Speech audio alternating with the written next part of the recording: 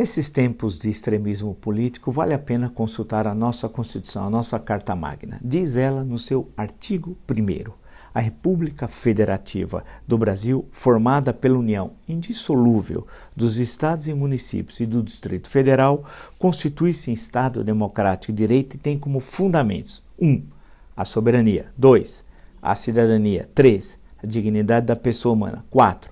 Os valores sociais do trabalho e da livre iniciativa. 5. O pluralismo político. Parágrafo único do artigo 1º. Todo poder emana do povo, que o exerce por meio de representantes eleitos ou diretamente nos termos desta Constituição. Então vamos ao parágrafo único. Todo poder emana do povo, que o exerce por meio de representantes eleitos. Então está se referindo a vereadores, deputados estaduais, deputados federais, senadores, prefeitos, governadores e presidente da República, ou diretamente nos termos dessa Constituição. Quando, por exemplo, há uma proposição popular de uma lei.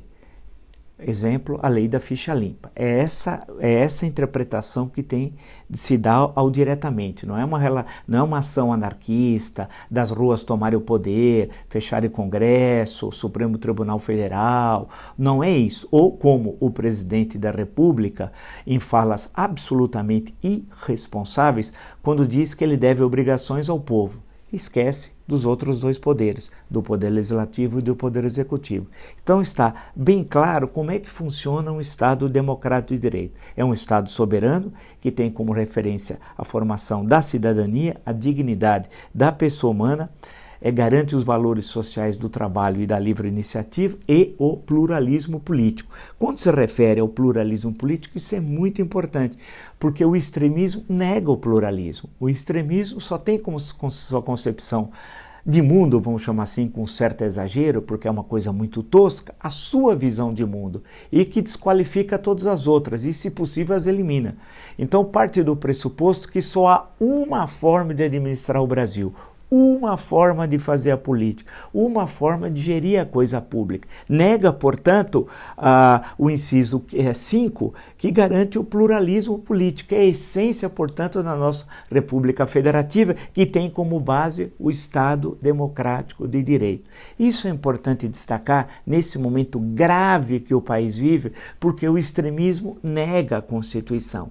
Então, sendo assim, a Constituição brasileira é rasgada quando tem ações extremistas com aqueles cartazes, alguns deles, não todos, evidentemente. Nós vimos a manifestação do último dia 30 de junho, aqueles que propunham fechar o Supremo Tribunal Federal, uma intervenção militar constitucional, aí eles advogam o artigo 142 da Constituição, e que é interessante sempre lembrá-lo aqui nessa nossa conversa, o artigo 142, que diz no seu caput, veja o absurdo dos que defendem isso: as Forças Armadas, constituídas pela Marinha, pelo Exército e pela Aeronáutica, são instituições nacionais permanentes e regulares, organizadas com base na hierarquia e na disciplina, sob a autoridade suprema do Presidente da República, e destinam-se, atentem, à defesa da pátria, à garantia dos poderes constitucionais e, por iniciativa de qualquer desses, da lei e da ordem. Ou seja, quem é o presidente do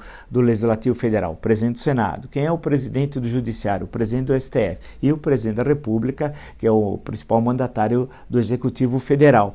Ou seja, o que está aqui dizendo, você não está propondo um golpe militar legal, constitucional, não. Em casos e momentos em que há um abalo da lei e da ordem, você tem ação das Forças Armadas, né, por solicitação de um dos chefes desses três poderes. Portanto, não há nenhuma intervenção militar constitucional. Isso é uma enorme bobagem. Mas para retornarmos ao nosso artigo 1º, nesses tempos de extremismo que nós vivemos, rasga-se a Constituição, rasga-se esse princípio que é básico, que é, por exemplo, do pluralismo político. E mostrando que o poder emana do povo, e o diretamente, é importante sempre destacar, por exemplo, como eu citei, a questão da lei da ficha limpa, uma emenda popular, que é uma proposta original da Constituição de 1988. Não tínhamos nas constituições anteriores, né? E o Brasil teve tantas, 1824, 1891, 1934, 1937, 1946, 1967 e é quase que uma Constituição, a Emenda Constitucional número 1 de 1969. É nesse sentido. Por isso que extremismo não rima com Constituição. Então, quando você vê esses discursos, tanto da extrema-direita como da extrema-esquerda, eles são discursos que violam o Estado Democrático de Direito, violam a nossa Constituição. E nesse momento difícil que nós vivemos no campo político, nada melhor de consagrar todo santo dia a nossa Constituição. É graças a ela, a Constituição mais democrática da história do Brasil, que hoje nós temos em pleno gozo das liberdades democráticas.